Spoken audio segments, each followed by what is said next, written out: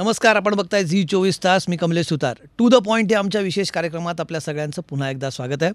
लोकसभा निवडणुकांचे निकाल आले असले तरीसुद्धा त्याचं कवित्व अजूनही संपलं नाही आहे, कारण विधानसभेच्या दृष्टीने तयारी लगेच सुरूसुद्धा झालेली आहे.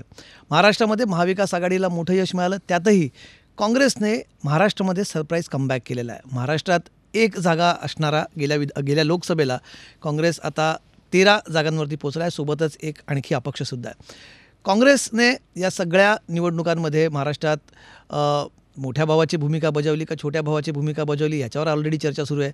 आगामी काळात हीच भूमिका असणार आहे की नाही याच्यावर चर्चा सुरू आहे. त्यामुळे आम्ही म्हटलं की या विषयावर चर्चा करण्यासाठी काँग्रेसच्याच वरिष्ठ नेत्यांना आपण स्टुडिओत बोलूया आणि त्यांच्यासोबत टू द पॉईंट चर्चा करूया. आज आपल्यासोबत स्टुडिओमध्ये आहेत नानाभाऊ पटोले. नानाभाऊ, सगळ्यात पहिले तर तुमचं अभिनंदन. पक्षाकडनं तर तुमचं अभिनंदन झालेलंच आहे. मी आता म्हटलं की काँग्रेसला एक जागेवरून थेट 13 जागांपर्यंत काँग्रेस गेली आणि एक अपक्षासोबत. काँग्रेसला हे यश महाराष्ट्रात अपेक्षित होतं? बिलकुल होतं. मला 2 जागेवर माझा लॉस झालेला आहे आणि महाराष्ट्रामध्ये काँग्रेसचे कार्यकर्ते आणि महाराष्ट्र हे काँग्रेस विचाराचंच राज्य आहे. तिथं शाहू फुले आंबेडकर विचाराचं हा महाराष्ट्र असल्यामुळे आणि काँग्रेसने नेहमी या विचाराला सोबत राहिलेला आहे.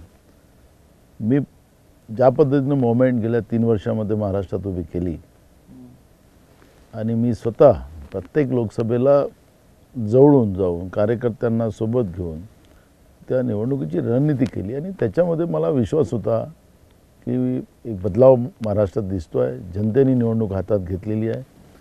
राहुल गांधींच्या पदयात्रेचं म्हणजे भारत जोडो आणि न्याययात्रेचाही मोठा परिणाम लोकांमध्ये दिसत होता आणि त्याच्यामुळे रिझल्ट आम्हाला जो आलेला आहे तो बिलकुल जनतेच्या आशीर्वादाने मिळालेलाच आहे. पण त्याच्यात अकोला आणि पुणे या 2 जागा माझ्या ज्या हरल्यात त्याचा अजूनही मला शल्य आहे. मी जाऊनही आलो त्या जागेवर. आता त्याच्यातली माझी रणनीती पण सुरू झालेली आहे. पण पुन्हा आम्ही तिथं कव्हर करू. 2019ला असं काय चुकलं होतं जे 24ला बरोबर झालं असं तुम्हाला वाटतं? कारण अगदी काँग्रेसची महाराष्ट्रातून एकच लोकसभेची जागा निवडून येणं आणि 2019ला हा आकडा इतक्या पटीने वाढणं, या दोघांमध्ये काय बदललं असं तुम्हाला वाटतं? 2 गोष्टी आहे की त्यावेळेस असं मानसिकता बनवली गेली होती की काँग्रेस काही निवडून येत नाही. कार्यकर्त्यांचंही त्या ठिकाणी भ्रमनिराश म्हणा की त्यांना जे काही ताकद पाहिजे, वैचारिक ताकद पाहिजे, ती ताकद त्यावेळेस मिळाली नव्हती. पण एक गोष्ट तुम्हाला कमलेशजी सांगतो की राहुल गांधींची देगलूर ते मध्य प्रदेशच्या बॉर्डरपर्यंतची जी पदयात्रा झाली आणि नंदुरबार ते मुंबई या तुम्ही सगळ्या जागेचं विश्लेषण तुम्ही पाहिलं तर ह्या सगळ्या जागा निवडून आलेल्या आहेत महाविकास आघाडीच्या. सगळ्या जागा म्हणजे नंदुरबार, धुळे, नाशिक असं आपण पाहिलं आणि मुंबईमध्ये सुद्धा राहुल गांधीची भागातून यात्रा गेली त्या सगळ्या जागा महाविकास आघाडी जिंकलेल्या आहेत. राहुल गांधींचं आत्मविश्वास, राहुल गांधींची मेहनत आणि जनतेने दिलेला साथ आणि सोनियाजी गांधी असतील किंवा राहुल गांधीजी सातत्यानं सांगतात की महाराष्ट्र हे काँग्रेस विचाराचं आहे आणि निश्चितपणे त्या सगळ्या गोष्टीचं एक जोड त्या ठिकाणी झाला.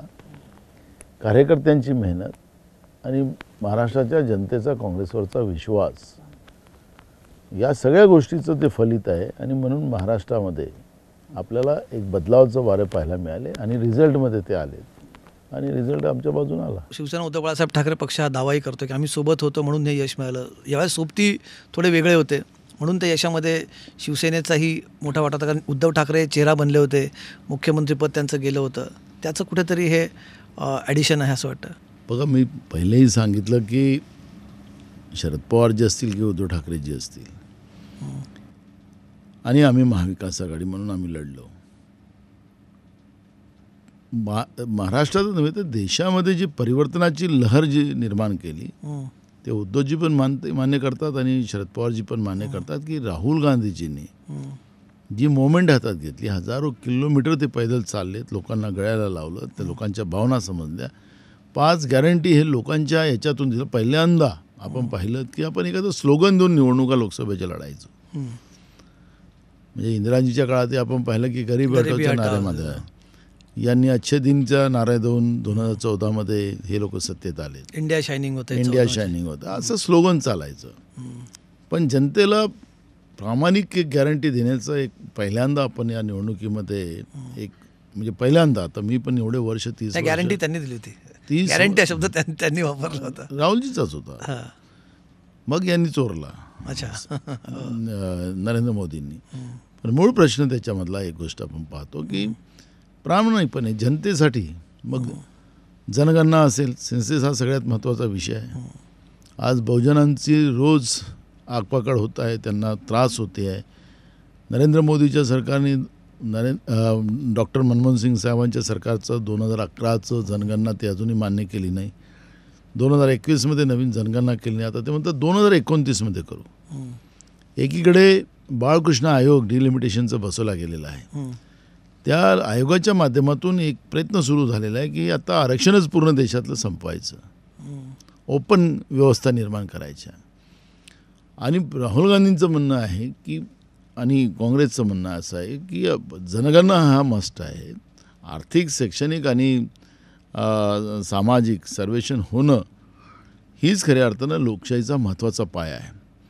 पण भाजप ज्या पद्धतीनं विरोध करत आहे त्याला त्याच ताकदीनं मांडण्याचं काम राहुल गांधीजींनी या देशात केलेलं आहे. तर ही बहुजनांची आवाज, विशेष करून त्याचा मी उल्लेख करेल की उत्तर प्रदेशमध्ये तुम्हाला ते चित्र पाहायला मिळालं की उत्तर प्रदेशमधला जो बदलाव जो झालेला आहे ते स्वतः अखिलेश यादवनी मान्य केलेलं आहे की राहुल गांधींच्यामुळेच आम्हाला हा बदलाव आणि आमचे जास्त जागा आल्या.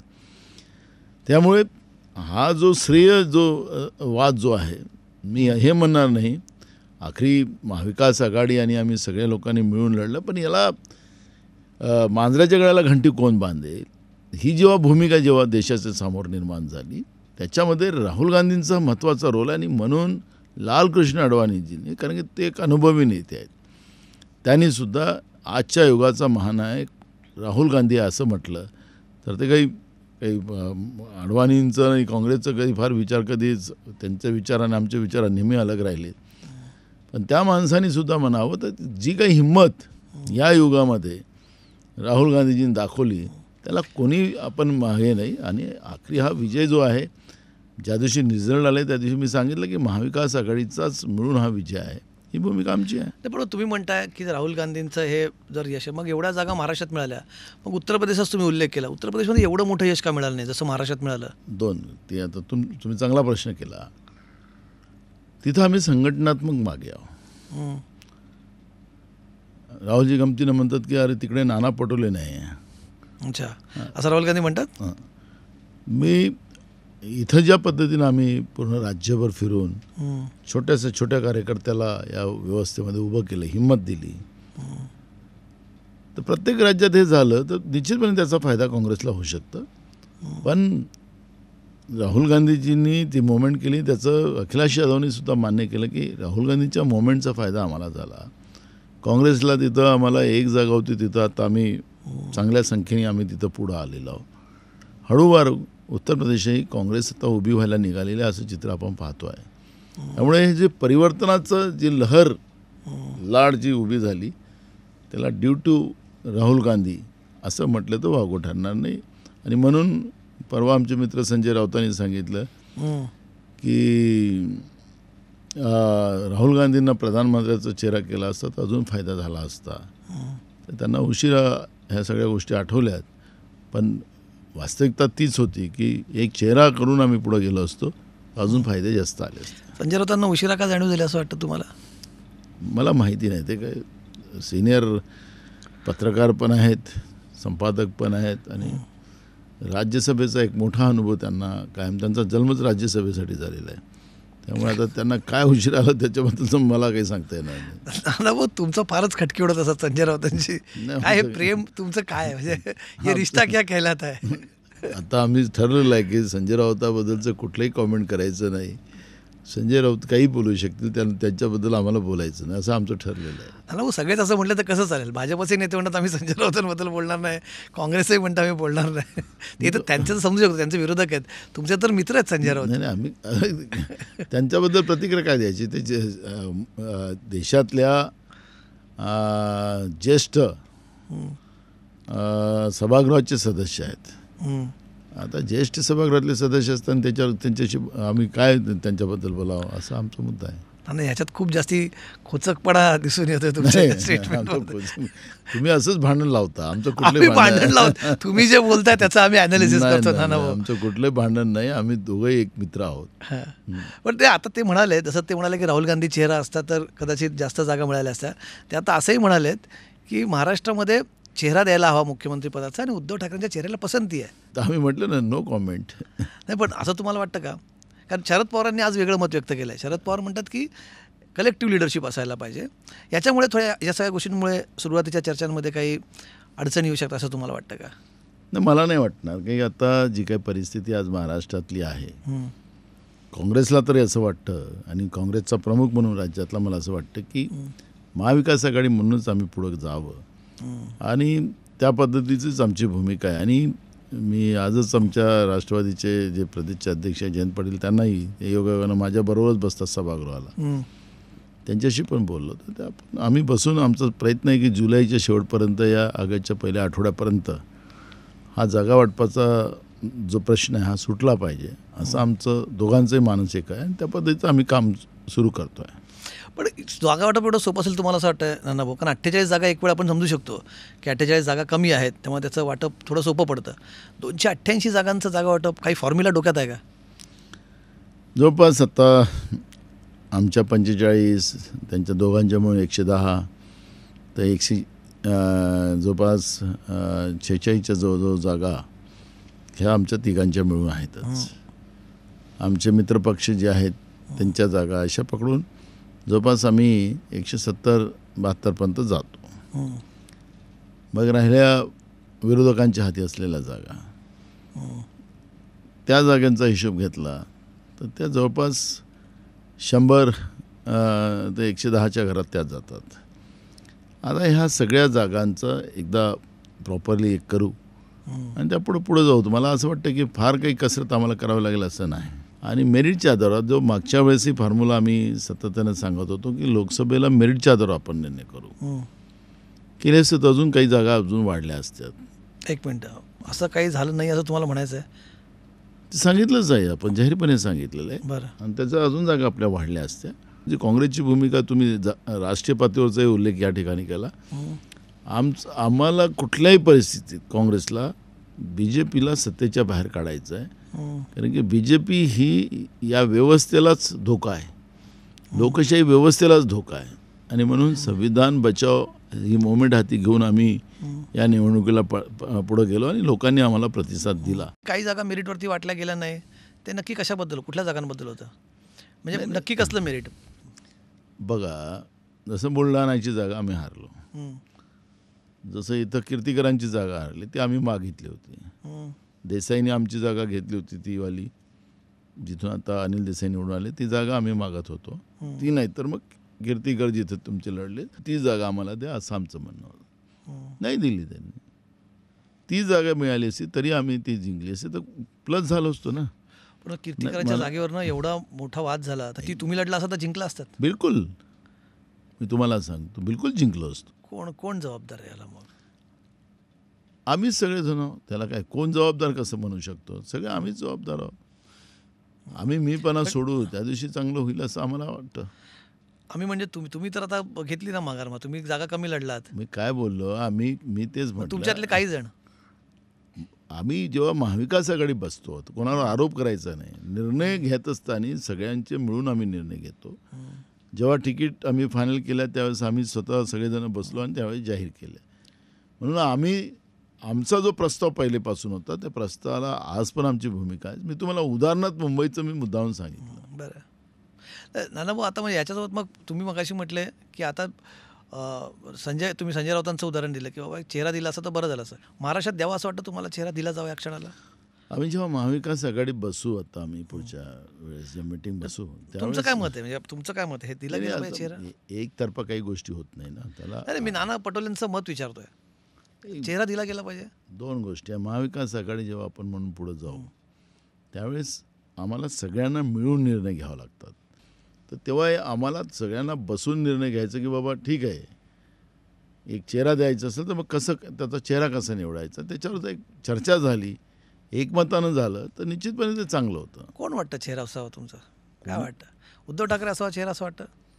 मी आज त्याच्यावरची चर्चा करणं हे चुकीचं ठरेल. मला असं वाटतं की मत सांगा ना नाही, नाना. नाही, उद्धव मुद्दा तो कारण नाही ना. संजय राऊत म्हणतात की बाबा उद्धव ठाकरे मुख्यमंत्री होते, त्यांच्याकडनं ज्या प्रकारे मुख्यमंत्री पद गेलं तेव्हा ते चेहरा असावा असं संजय राऊतांचा विषय आमच्यासाठी शिवसेना म्हणत होता. संजय राऊत सोडा, शिवसेना उद्धव बाळासाहेब ठाकरे पक्षाचं म्हणणं आहे. माझा मुद्दा तोच आहे की आम्ही तिघेजण बसून या आमचे मित्रपक्ष बसून हम्म. एकमताने निर्णय होईल तर कोणाचे मान्य होईल. उद्या नाना पटोलेंना नाही काही इच्छा मुख्यमंत्री व्हायची? माझा मुद्दा तो नाही आहे ना. तुमची इच्छा विचारतो मी नाना भाऊ. आमच्या पक्षामध्ये आता शरद पवार साहेबांच्या आणि उद्धव साहेबांच्या पक्षात त्यांनाच निर्णय करायचे आहे. आमच्या पक्षाचा निर्णय दिल्लीमध्ये होतो, आमचा हायकमांड करतो. मला जी जबाबदारी आहे काँग्रेस पक्षाचा प्रमुख म्हणून, महाराष्ट्राचा अध्यक्ष म्हणून, पक्षाला बळकटी देणं, पक्षाला सत्तेकडे आणणं आणि महाराष्ट्राच्या जनतेला न्याय देणं ही माझी जबाबदारी आहे. त्यामुळे मी माझं काम करतो आहे. हायकमांडला जे काही निर्णय घ्यायचे ते हायकमांडचे अधिकार आहेत. तो निर्णय घेतला तो आम्हाला सगळ्यांना मान्य राहील. म्हटलं अधिकाराचा नाही, माझी इच्छेचा प्रश्न होता माझा की नाना पटोलेंची इच्छा काय? मी- नाना पटोले के मन में क्या है?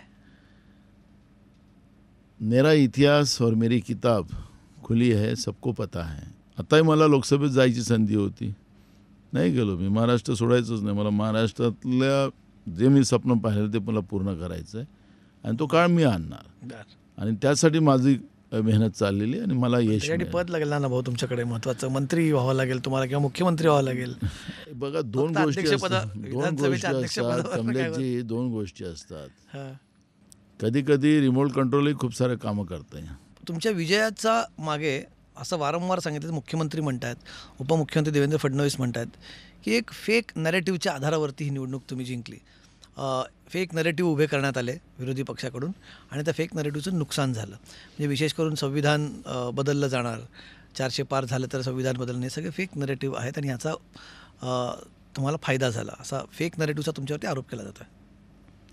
मला एक कळत नाही, म्हणजे नाचता येत नाही आणि अंगण वाकडं असं आमचे मित्र देवेंद्र फडणवीसाचं आणि त्या मुख्यमंत्र्याचं मला या वक्त्यावरून दिसतं आहे. आमचं फेक आहे आणि आजचे दिन हे काय एकदम प्रॉपर होतं का? अच्छे सपने, अच्छे दिन, अच्छे काला धन लाएंगे, 15 लाख रुपए देंगे, 2 कोटी युवाओं को नौकरी देंगे, किसानों को फसल को दाम देंगे, कर्जा माफ़ करेंगे, हे काय होतं? बिजली माफ़ कर देंगे, हे काय होतं? म्हणजे नाना भाई, आश्वासन नाही, मला आहे. तो नाही. आश्वासन आणि आश्वासन narrative आहे ना. याच्यात दोन आपल्याला- दोन गोष्टी ना, ते नेरेटिव्हच आहे ना. आश्वासन आता कालच्या बजेटमध्ये सरकारला वाटतं की आता आम्ही लोकांसमोर गेलो की आम्ही निवडूनच येऊन जाऊ. 1,500 रुपये आम्ही लाडली बहिणांना दिलं तर झालं, निवडूनच आलो. मुद्दा तो नाही आहे ना. आम्ही वास्तविकता लोकांच्या समोर मांडली. सुप्रीम कोर्टाचे जजेस मीडियाच्या समोर येऊन सांगतात की हमें बचाव. तुम्हाला लोकशाही नाही पाहिजे, तुम्हाला संभ्रम लोकांमध्ये पाहिजे, संभ्रमात लोक जगा आणि तुमचे सगळे अधिकार आम्ही काढू. आम्ही फेक मोमेंट केली नव्हती. आम्ही जनतेच्या समोर आमचे नेते राहुल गांधीजींनी वास्तविकता मांडलेली होती. संविधानाचा मुद्दा लोकसभेला होता, विधानसभेला तो मुद्दा असेल. तुम्हाला वाटतं की आता तो मुद्दा परत चालू शकेल का? संविधानाचा मुद्दा अजूनही महाराष्ट्र निवडणुकीत राहील? बिलकुल आखरी बघा, शाहू फुले आंबेडकर विचारधरणी ही संविधानाशी जोडलेली आहे. या मंत्रिमंडळामध्ये आत्ताच्याही 6 ते 7 मंत्री आहेत, मुंबईच्या पालकमंत्र्यासहित. यांनी अनेकदा एका तर मंत्र्यावर लोकांनी शाई फेकली होती पुण्याच्या. कशासाठी फेकली? यांनी या राज्यातल्या महापुरुषांचा अपमान केला. सावित्रीबाई फुल्यांच्याबद्दल वाईट बोललेत, महात्मा ज्योतिबा फुल्याबद्दल वाईट बोललेत, छत्रपती शिवाजी महाराजांबद्दल वाईट बोललेत, बाबासाहेबांबद्दल बोललेत. यांना किती राग आहे ते आम्ही सगळ्या लोकांना कळत आहे. लोक वाट पाहतात आहे, वेळेची वाट पाहतात आहे. आणि हा विचार आम्ही लोकांपर्यंत घेऊ. हे आमच्या महापुरुषांचा अपमान करणारे लोक सरकारमध्ये बसले पाहिजे आहेत, जे आहेत त्यांना आता उचलून फेका, हा विषय आहेच. महाराष्ट्राच्या बर्बादी आणि यांच्या 70% कमिशनची सरकार, हा विचार आम्ही लोकांपर्यंत नेऊ. जसं कर्नाटकमध्ये 40% सरकार असं झालं, 40% कमिशन सरकार असे कॅम्पेन होतं. तुम्ही म्हणतात महाराष्ट्रात 70%चं कमिशन आहे. महाराष्ट्रात हा तुमचा कॅम्पेनचा मुद्दा असणार आहे? का नाही राहणार? जे लोक भ्रष्टाचारी आहेत त्यांच्या भ्रष्टाचाराचे एक पोल आम्ही आत्ता विधानसभेतच खोलणार आहे. आम्ही रस्त्यावर तर खोलूच, पण विधानसभेतही आम्ही ही सगळी भूमिका मांडू. सरकारला उत्तर द्यावं लागेल. आणि सरकारने पळ काढला तर हे चोरच आहेत, हे डाकूच आहे, हे लोकांना आम्हाला समजायला काही जास्त वेळ लागणार.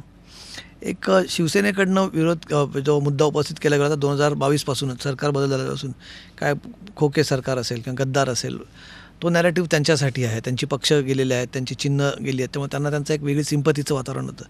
अनेक जण म्हटले, म्हणजे छगन भुजबळांसारखे नेते जे समोर आज सत्तेमध्ये आहेत ते सुद्धा म्हणत होते की उद्धव ठाकरे आणि शरद पवारांसाठी एक सहानुभूतीची लाट आहे.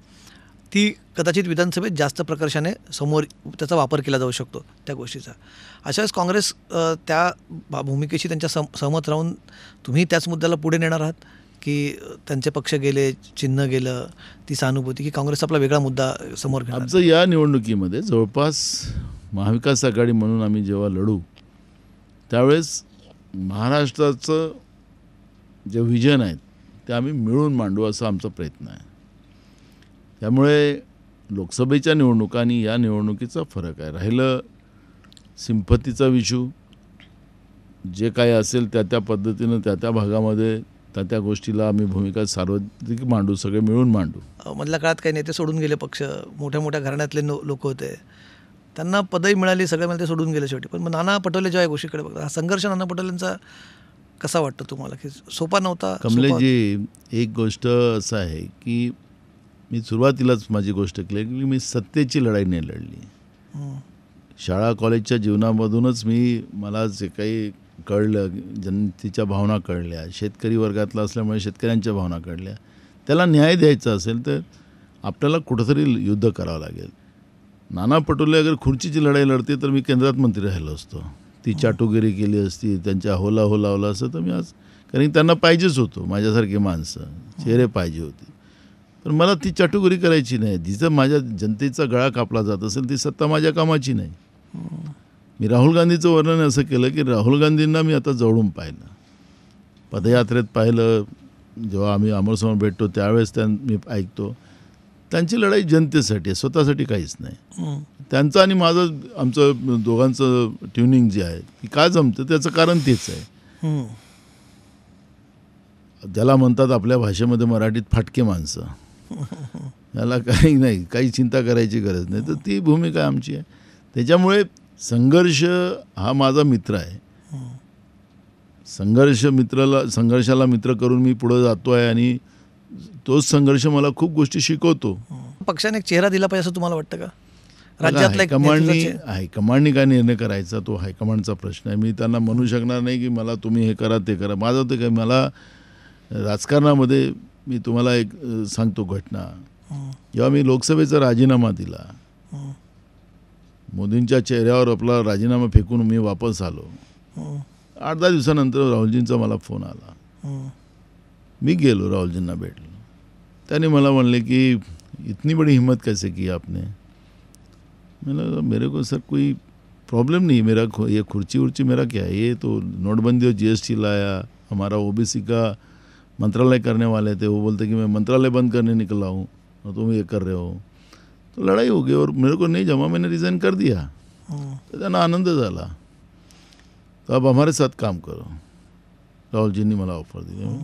मैं ऑलरेडी कांग्रेसी हूँ, मुझे खुशी होगी कि मैं आपके साथ हूँ, लेकिन आपके परिवार का सदस्य बन के काम करूँगा और कांग्रेस का कार्यकर्ता. ठीक है, गुड.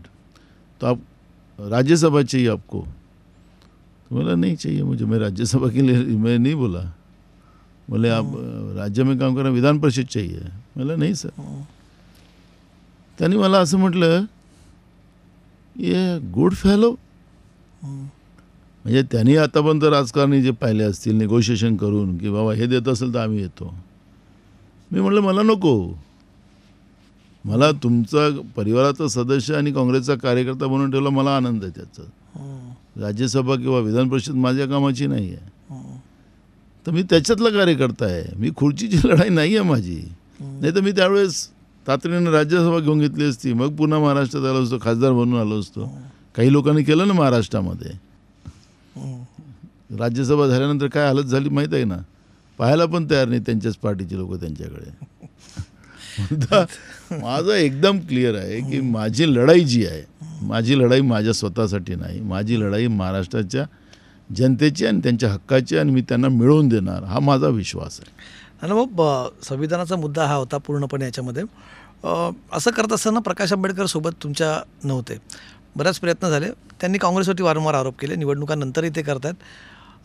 ठीक आहे, आता लोकसभा संपलेली आहे, नाही म्हटलं तरी तुम्हाला काही ठिकाणी फटका वंचितचा पडलेला आहे. अकोल्याची जागा जो तुम्ही म्हणतात की तिथे अकोल्यात, मी सुरुवातीलाच म्हटलं होतं पण अकोल्याबद्दल शेवटी बोलूया, अकोल्याची जागा असेल किंवा इतर ठिकाणी, ते मुंबईत काही ठिकाणी त्यांची मतं राहिलेली आहे, बुलढाण्यात त्यांची मतं चांगली राहिली आहेत. प्रकाश आंबेडकरांना सोबत घेण्यासाठी प्रयत्न केले जावे. प्रकाश आंबेडकर म्हणतात की काँग्रेसलाच आम्ही सोबत नको आहे, काँग्रेसची मनापासून इच्छा नव्हती. आता तुम्ही म्हणतात की अनेक गोष्टी चुकांमधून सुरुवातीला तुम्ही म्हणता की सुधारणार आहात, पुन्हा प्रकाश आंबेडकरांना सोबत घेण्यासाठी प्रयत्न करणार आहात? नाही, विषयच नाही ना. आता मला मुद्दा असा आहे की 14, 19 आणि 24 लोकसभा एक मोठा अनुभव आमच्यासोबत आहे.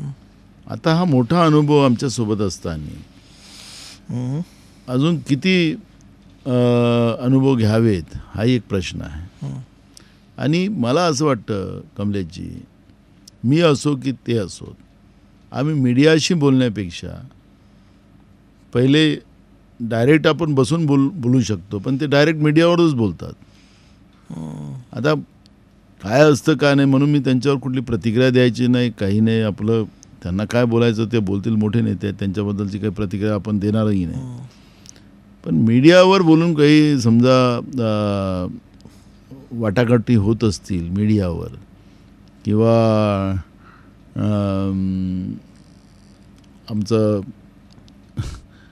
अलायन्स होऊ शकत असेल मीडियावर बोलून, मला ते वाटत नाही मीडियावर बोलल्यानं. त्याला आता नव्याने प्रयत्न केले जातील त्यांना सोबत घेण्यासाठी. आता तुम्हाला वाटत नाही येतील ते सोबत? आमच्याकडून बोलायचं पण नाही ना त्यांचं. आता ते बोलतात आहेत, पण मीडियावर बोलून नाही चालणार. असेल काय असेल तर त्यांनी बसून बोलता येतं, पण मीडियावर ते बोलतील, मी उत्तर देणार, काँग्रेसकडून कोणीच उत्तर देणार नाही, आणि असं काही होणार पण नाही. आता मधल्या काळात तुमचा काय उद्धव ठाकरेंद्वारे तुमचा काय रुसवा फुगवा राग होता, तुम्ही गेला नाहीत त्यांच्याकडे भेटायला अचानकपणे, किंवा तुम्ही फोन केले त्यांनी फोन घेतले नाही, असं काय झालं नाना भाऊ? काल उद्धवजींनी सांगितलं की बघा मी आणि नाना सोबत आहे. काल मीडियाला सगळ्याच समोर सांगत होते. तेव्हा काय झालं होतं मग? नाही, ते काही झालंच नव्हतं म्हणून ते सांगितलं आम्ही. तुम्ही पण म्हटलं की आम्हाला तुम्ही दोघं भांडणं लावतात म्हणून उद्धवजी स्वतः सांगत होते, बघा नाना मी आणि सोबत. तुम्ही आता दुसऱ्यांदा बोलता आम्ही भांडण लावतो, मी तुम्हाला विचारतो प्रश्न, आता काय नाना भाऊ, तुमच्या पक्षाचे नेते तुमच्या बैठका होतात, तुमच्या विरोधी पक्ष नेत्यांनाच माहिती नसतं की तुमची बैठक होणार आहे. नाही ते नाही, तुमच्या पक्षात इंटरनली आहेत का? आम्ही ते दिसतं ना, आम्ही तेच बोलतो. नाही ते तुम्हाला कसं आहे की त्याच्यामध्ये आम्ही 2-3 जे लोक आहेत आमचे, आमचे CLP बाळासाहेब थोरात आणि पृथ्वीराज चव्हाण साहेब, त्यांचे 2-3 लोक, उद्धव ठाकरे साहेबांचे आणि शरद पवार साहेबांचे 2-3 लोक, असं आमचं ग्रुप असतो आणि त्याच्यावर आमची चर्चा होतं. त्यामुळे आमचे LOP जे आहेत त्या मीटिंगमध्ये अपेक्षित नाही. तर त्यांच्यामुळे अपेक्षित नसल्यामुळे त्यांना माहिती नसणं हे स्वाभाविक आहे. जेव्हा दुसरी मोठी कुठली मीटिंग होतं त्यावेळेस त्यांना आम्ही निरोप देतो, ते येतात. तर स्वाभाविक आहे त्यांनी सांगितलं की मला माहिती नाही मीटिंगचं, तर त्याचा भाऊ वेगळा झाला. त्यांनी साध्या पद्धतीने त्यांनी अशी कुठली मीटिंग मला माहिती नाही. बरोबर आहे ना, तुम्हाला ते मी खुलासा केला ना, तुम्ही त्याला उलट याच्यात नेतात, तसं नाही. पण नव्हतात त्या प्रेस कॉन्फरन्सला? मी नव्हतो त्यावेळेस, मी विदर्भाच्या दौऱ्यात होतो. महत्वाची प्रेस कॉन्फरन्स होते, शरद पवार आहेत, उद्धव ठाकरे आहेत, नाना पटोले तिथे नाही. ऐका ना, बिझनेस ॲडवायझर कमिटीची मीटिंग होती, मी त्या कमिटीमध्ये नाही. BSC मीटिंग जे विधिमंडळाच्या कामकाजाची, ती मीटिंग झाल्यानंतर बाळासाहेब थोरात, पृथ्वीराज चव्हाण साहेब, जयंत पाटील हे सगळेजणही तिथं होते, सेनेचे नेते असतील. त्यांनी म्हटलं की उद्या शरद पवार साहेब इथंच आहेत, उद्धव ठाकरे साहेब इथंच आहेत, तर आपण एक जॉईंट प्रेस कॉन्फरन्स आभाराचं करावं. मला तिथूनच त्यांचा फोन आला, जयंत पाटलांचा. तर मी ऑलरेडी तिकडे एक प्रोग्राम देऊन ठेवलेलो होतो, मी तिकडे होतोच, कार्यक्रमात होतो. काही मी कुठं आरामात बसलेलो होतो कुठं असं तर नव्हतंच, ते आपण मी पाहत होतो. तर मी त्यांना सांगितलं की एक काम करा, माझं येणं होणार नाही, पण आता योगायोगा नाही की एक आभाराचं हे करताय, तर तुम्ही बाळासाहेब थोरात साहेब आणि आम्ही आमचे पृथ्वीराज चव्हाण साहेबांना मी फोन करून सांगतो आणि त्यांना पाठवतो त्याला. मी कशाला सांगू की तुम्ही आता मी नाही तर कॅन्सल करा, असं नाही. अखरी मोठे नेते आहेत, ते आहेत, त्यांच्या सोयीप्रमाणे त्यांना करायचं असेल. आता मी तर एवढा श्रीमंत नाही, माझं काही स्पेशल जेट पण नाही कुठला, तर मी तिथून यायचं आणि इकडं मीटिंग करून मी पुन्हा जायचं, असं एवढा तर मी काही श्रीमंत नाही आहे, गरीब माणूस आहे. त्यामुळे तिथं आम्ही व्यवस्था केली. पृथ्वीराज चव्हाण साहेब आणि थोरात साहेब आले त्याच्यात मीटिंगमध्ये होतेच त्या प्रेसला. आता तिथं फक्त तुम्ही काय करता, ते नाना पटोले का नाही आले, ते झालं, ते प्रेस अशीच गेली त्यांची. असं करू नका. आम्ही आमच्या महाविकास आघाडीमध्ये शरद पवारजी असतील, उद्धवजी असतील, आमचे थोरात साहेब असतील, पृथ्वीराज चव्हाण साहेब असतील, हे सगळे मोठी नेते आहेत. मी लहान कार्यकर्ता, पण तुम्ही मलाच टार्गेट करता तिथे सगळेजण. कोण तुम्हाला टार्गेट करत नाही? तुमच्या पक्षात इंटरनल रिफ्ट नाही नाही आता ना, बघा, काही आता नाही. मुंबईतल्या तुमच्या तक्रारी थेट सोनिया गांधींपर्यंत गेल्या आहेत. ते आता प्रभारी येतील आमचे उद्या. पण आहेत मुंबईत काही अडचणी आहेत पक्षामध्ये? आहे. मला एक मी तुम्हाला सांगतो की आमचे जे काही मोठी नेते होते तिथं, मुरली देवराजी, गुरुदास कामतजी, ते दोन्ही नेते गेल्यामुळे एक मोठी गॅप तर आमची आलेली आहे, हे आम्ही मान्य करतो. जनता अजूनही काँग्रेसच्या सोबत मुंबईत आहे. आता त्याच्यातला मार्ग आम्ही काढू. प्रभारी परवा येतील आणि त्यामध्ये यांची मिटिंग घेऊन त्याच्यातला मार्ग निघेल आणि चांगलं प्रदर्शन मुंबई शहरामध्ये काँग्रेस पक्षाकडून आपल्याला पाहायला मिळेल. पण इंटरनल रिफ्ट राज्यातही अशा बघा, हे राजकारण म्हटलं की पक्ष म्हटलं की प्रत्येक पक्षात, हे फक्त काँग्रेसमध्ये असं म्हणायचं असेल तर ते काही तुम्हाला लागू होणार नाही. हे भाजपमध्ये किती आहे आता तुम्हाला? माझ्या मित्राला किती त्रास चाललेला आहे माहिती आहे ना तुम्हाला? तुमचे मित्र देवेंद्र फडणवीस, हां, कोण त्रास देतं त्यांना? आता कोण देतं सगळंच माहिती आहे तुम्हाला, पण तुम्ही तुम्ही सांगा. बोलतच नाही. माहिती तुमच्याकडे असते नाना भाऊ, सगळ्याच तुम्ही पक्षाचं. विरोधी पक्षाकडे जास्त माहिती असते. तुम्ही सांगा, तुमची नाही. माहिती सांगा आम्हाला, काय आम्ही त्यांना विचारू. खूप त्रास आहे आमच्या. मित्राबद्दल बोललं पाहिजे तुम्ही नाना भाऊ. नाही, ते जगजार नाही बोलत आम्ही. आमचं तुमच्या मैत्रीची फार चर्चा असते पण तरी बरं जाऊ द्या नाना. जाता तुमच्याबद्दल तुम्ही आता प्रेम म्हणतायत, मीडिया तुम्हाला टार्गेट करत असं म्हणतात. मला आत्ता परवाचा एक प्रसंग परत आठवला गेल्या आठवड्यामध्ये. ते अकोल्यामध्ये तुम्ही तुमच्या कार्यकर्त्यांनी पाय धुतले. अनेकांचं म्हणणं आहे, आणि तुम्ही आता हसताय, पण त्या दिवशी परिस्थिती खूप गंभीर होती ना. म्हणजे अनेकांनी तुमच्यावरती आरोप केला. आम्ही सुद्धा ते दृश्य बघताना आम्हालाही खटकलं की नाना पटोले चिखलातून आल्यानंतर कार्यकर्ता पाय धुवून देतोय. की नाना पटोले आता जागा जिंकला तर नाना पटोले आता एकदम 7वे आसमान पर आहे आणि कार्यकर्त्यांकडून पाय धुवून घ्यायला लागले नाना पटोले. तुम्हाला त्याच्यानंतर सोशल मीडियावर भाजपच्या किती नेत्यांचे फोटो आलेत की ते तर ताटात पाय ठेवून कसे पाय धुवून राहिले, आणि तो एक तर कार्यकर्ता एका जणाचा असं पाणी पिऊन राहिला असं दाखवलं. ते चुकले म्हणून आपण चुकल्याचा अधिकार असतो का? ते चुकले ना. ऐका ना, मी तुम्हाला सांगतो, एक सिम्पल आहे. मी तिथं कार्यक्रमाला होतो वाडेगावला, आणि वारी आपल्या गजानन महाराजांची ते चालू वाडेगावी मुक्कामी होती. योगाने तिथं पाऊस आला. अखेर ते मैदानात पालखी होती. मी दर्शनाला गेलो. पोलीस तरी म्हणत होते की साहेब गाडीनं जा त्या पालखीपर्यंत. मी नाही, कारण की लोक बिचारे चिखलात जात होते, आणि मी समजा गाडीनं जायचं ते काही आवडलं नाही मला, कारण तो माझा स्वभाव नाही. म्हणजे तुम्ही म्हणालात ना जिंकल्यावर तुम्हाला आलं का काही, म्हणून त्याचा मी मुद्दाम खुलासा करतो. पोलिसांनी म्हटलं साहेब तिथपर्यंत गाडीत जाते आणि तुम्ही जा. मी म्हटलं नाही, लोक चालले, मी पैदल जा. मी गाडीत जोडे उतरवले. तुम्ही तिथंच सरळ, कारण मला पुन्हा वापस येऊन मला मुंबईला यायचं होतं नागपूरवरून, तर म्हणून मला घाई होती. मी गेलो, दर्शन घेतलं गजानन महाराजांच्या पालखीचं, आणि गाडीत आलो. मी त्या चिखलातल्या पायाने गाडीत बसलो. मी तुम्हाला माहितीसाठी सांगतो. तो आमचा कार्यकर्ता धावत जाऊन एक केन आणली त्याने पाण्याची. भाऊ पायावर पाणी टाकतो. पायावर पाणी टाकताय, तो धुवत नाही. हां, तुम्हाला ते सीन तुम्ही अजून बघून घ्या त्याचा व्हिडिओ. मी म्हटलं तो करत होता पाय धुवायचं प्लॅन. मी म्हटलं नाही, मी मला या पायाला हात लावून होता येणार. त्यांनी वरतून पाणी टाकलं. मी तसंच बसलो, कारण की मला लवकर पळायचं होतं. मला 11 वाजताचं विमान होतं. मला तिथंच वाजले होते 8, आणि मला नागपूरला येऊन मला विमान पकडायचं होतं. आता टार्गेट तुम्हीच विषय म्हणून काढला म्हणून सांगतो. आता हा जो चिखलफेकाचं काम जे ह्या लोकांनी केलं माझ्यावर, हे चिडलेले लोक आहेत. यांची फारच हालत खराब आहे. त्यांनी काय केलं की नाना पटोलेला टार्गेट करा. आता नाना पटोलेच हा महाराष्ट्रामध्ये आम्हा लोकांना हरवतो आहे, तर नाना पटोलेला टार्गेट करा. केलं त्यांनी. मग शुक्रवारी कसं केलं लोकांनी संपूर्ण महाराष्ट्राच्या, कसं चिखल फेकलं यांच्यावर, कसं चिखल फेकलं. अरे तुम्ही एक बोट आमच्याकडे दाखवाल तर 4 बोटं तुमच्याकडे ना. त्यावेळेचं तुम्ही सोशल मीडिया बघा ना, त्या सोशल मीडियावर सगळ्यात जास्त तर टीका यांच्यावर झाली. आणि मी त्याच्यावर काही मी पळालो नाही, मी प्रतिक्रिया दिली तातडीनं, कारण मी पाप केलंच नाही, मी कशाला घाबरू. एक बघा, मी तसं चिखल भरलं पाय गाडीत बसत होतो, कारण मला हे झालं, मी चिखलात जाऊ. मी तर चिखलातच शेतीमध्ये, माझं भाताची शेती आहे ना, तर आम्हाला चिखलातच राहावं लागतं. निवडणुका येत आहेत विधानसभेच्या. 2022ला महाराष्ट्रात, म्हणजे या सरकार या टर्ममध्ये सर्वाधिक राजकीय उलथापालथ महाराष्ट्राने बघितली. 2019 ते 24 3 मुख्यमंत्री होताना बघितले महाराष्ट्राने. 3 दिवसासाठी देवेंद्र फडणवीस झाले, नंतर 2.5 वर्षासाठी उद्धव ठाकरे झाले, 2.5 वर्षासाठी आता एकनाथ शिंदे झाले. 2022ला सत्तांतर जे झालं असं म्हटलं जातं वारंवार, त्याच्यावर तुम्ही कधी फार बोललेला नाही आहात. आज तुम्ही ती बाजू मांडा असं मला वाटतं की शिंदेंच्या बंडाच्या सुरुवातीला कुठेतरी तुमचा विधानसभा अध्यक्षपदाचा राजीनामा देण्यापासून ती खरं तर सुरुवात झाली. तुम्ही जर विधानसभा अध्यक्षाचा राजीनामा दिला नसता तर कदाचित पुढे सरकार पडताना ते वाचू शकलं असतं, कारण पुढे विधानसभा अध्यक्षांच्या भूमिकेवर आजही प्रश्नचिन्ह उपस्थित केले जात आहेत. अजूनही कोर्टात, सुप्रीम कोर्टात ती केस झाली, त्याचा निकाल झाला. नाना पटोलेंनी तेव्हा राजीनामा देणं ही चूक होती. तेव्हा 2 गोष्टी आहेत.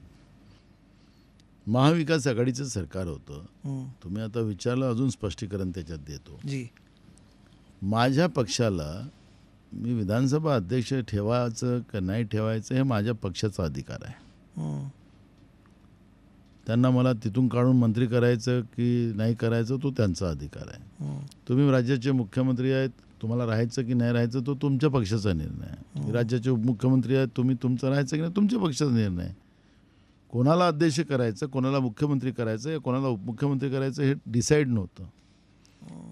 पण जेव्हा मी अध्यक्ष झाल्यानंतर विधानसभेचा माझ्या पक्षाने निर्णय घेतला 11 महिन्यानंतर की तुम्हाला ते सोडा आणि तुम्ही पक्षाची जबाबदारी घ्या.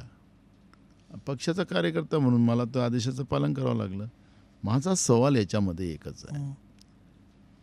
177 आमदारांचा पाठिंबा असलेल्या महाविकास आघाडीच्या सरकारला 1 वर्ष माझ्या जागी नवीन अध्यक्ष बनवायची काय अडचण भासली? 145चं बहुमत आहे, 177चा पाठिंबा होता या सरकारला. मग याला वर्ष का लागलीत? म्हणजे मी सम्राट नाही ना, म्हणून माझ्यावर एलिगेशन आहे का? मी कुठला मोठा सम्राट असतो का? साखर सम्राट, हे उद्योग सम्राट, काय काय सम्राट लागतात महाराष्ट्रात. सीधा आणि साधा प्रश्न आहे ना. कोणी थांबवलं ते? तर त्याला सगळे, आम्ही महाविकास आघाडी जबाबदार आहोत, ते सगळे नेते जबाबदार आहोत. तुमच्या पक्षाने तुम्हाला आम्ही नाव दिलं, ऐका, आमचं नाव पण झालं होतं संग्राम थोपटे. आखरी आमच्या एकट्याच्या भरोश्यावर तर काही नाही म्हणू शकत ना.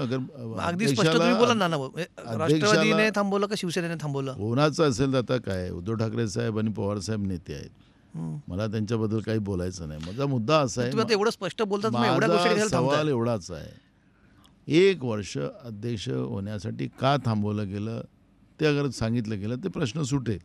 पण मला आता काय झालं की सगळं निघून गेलं ना. हे सरकार आता उद्या परवा जाणार, म्हणजे उद्या परवा म्हणजे 2 महिने 3 महिन्यांनी निवडणूक आहेत, तेव्हा काय होईल तेव्हा बघू. पण 2-3 महिन्यात, 2-2.5 महिन्याचं सरकार आहे. आता हे सगळे पाहुणे पाहून गेलेलं आहे. पण आम्ही सगळ्यांनी ह्या झालेल्या चुका पुढच्या काळात करू नये असा माझा सगळ्यांचा सल्ला आहे. नाही, पण ती खंत आहे तुम्हाला वाटतं की आपण नसता दिला राजीनामा तर हे बदललं तसं सरकार?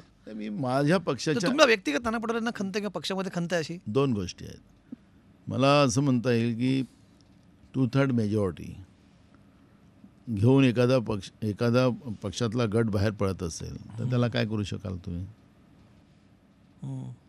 मी राहिलोय तरी मग मान्य सुप्रीम कोर्ट आहे ना. मी चुकीचा निर्णय घेतला समजा, ठीक आहे, मी त्यांना डिस्क्वालिफाय केले. पण सुप्रीम कोर्ट, आता तुम्हाला एका प्रकरणात माहिती आहे की आम्ही 2 वर्षासाठी भाजपच्या आमदारांना निलंबित केलं होतं, भास्कर जाधववाला प्रकरण. हो, त्यात सगळे आशिष शेलार, अतुल बातकळकर, गिरीश महाजन वगैरे सगळे मंडळी, सगळं सुप्रीम कोर्टाने त्याच्यात काय निर्णय दिला आणि त्यांना आलं नाही, गेलेत ना ते आतमध्ये. खरं तर त्याच्यामध्ये अजून एक मुद्दा तुम्हाला सांगतो कमलेशजी. सुप्रीम कोर्टाने निर्णय दिल्यानंतर ज्या सभागृहाने त्यांना बाहेर काढलं, ज्या अध्यक्षांनी निर्णय केला, जे कोणी बसला असेल त्या पीठासीन अधिकारी पीठासीन अधिकारी, त्या तर सुप्रीम कोर्टाचं आल्यानंतर त्यांना घ्यायचं की नाही घ्यायचं डिसाईड करायचा अधिकार सभागृहाला आहे. सर्वोच्च सभागृह आमचं आहे. हो. पण ते सगळं सुम्ममध्ये झालं. मी एकदा विधानसभेत काढायचा प्रयत्न केला, पण मग ते सगळे म्हणले नाही ना, चुप राहा, आता चुप राहा. मला त्या प्रश्नाचं काय नाही बोलत कोणी. मग मान्य सुप्रीम कोर्टाने जो निर्णय दिला असता मी केलं असते डिस्क्वालिफाय. तर मान्य सुप्रीम कोर्टाने तर ते एक उदाहरण तर आहे ना 2 वर्षात तुम्हाला समजलं ना. ठीक आहे. दाल मी काला अशा आहे. दालमे काला म्हणजे महाविकास आघाडीचं तुम्ही तुमचा हा थेट आपण म्हणू शकतो की काय एक प्रकार तुमचं ऑब्झर्वेशन, तुम्ही आरोप तुम्ही मान्य करणारच नाही. नाही ऑब्झर्वेशन आहे माझं. मी म्हणून सांगितलं, मी एकदम स्पष्ट सांगितलं की ह्या ज्या काही चुका झाल्या त्या पुढच्या काळात होऊ नये, सदृढ महाविकास आघाडी राहावी, हा आमचा संकल्प आहे. बरं, चला शेवटचा प्रश्न आता. नानाभाऊ, सुदृढ राहण्यासाठी कमीपणा घ्यायची वेळ आली तर ती काँग्रेस घ्यायला तयार आहे. घेतलंच छोटा आहे. भाऊ नाही आता विधानसभेतही छोटा भाऊ व्हायला तयार आहे काँग्रेस. आम्ही आहोत. आमचं एकच टार्गेट आहे, बीजेपीला सत्तेत बाहेर काढणं, हेच आमचं टार्गेट आहे. छोटा भाऊ व्हायला तयार आहे काँग्रेस. आम्ही कुठेही आम्ही आता देशामध्ये आम्ही सगळ्या सहयोगी पक्षाला आम्ही जागा देत गेलो. त्यामुळे आमची भूमिका तीच आहे. आमच्या नेते राहुल गांधींनी आणि मल्लिकार्जुन खरगे साहेबांनी ही भूमिका स्पष्ट केलेली आहे. त्यामुळे आम्हाला काहीच अडचण नाही. आमचं टार्गेट आहे बीजेपी सत्तेतून बाहेर काढण्यासाठी, पण त्याला योग्य नियमावली मेरिटची तयार व्हावी, एवढंच आमचं त्याच्यामध्ये संभेशन आहे. चला, खूप खूप आभार नानाभाऊ. तुम्ही आज आमच्याशी मनमोकळ्या गप्पा मारल्यात, आमच्या अनेक प्रश्नांना उत्तरं दिली. काहींना अर्थातच तुम्ही बरोबर तुमच्या स्टाईलने त्याला बगल दिली, पण आज तुम्ही आमच्या स्टुडिओमध्ये आहात आणि टू द पॉईंट या आमच्या कार्यक्रमात आमच्याशी गप्पा मारल्यात, त्याबद्दल आपले खूप खूप आभार. थँक्यू.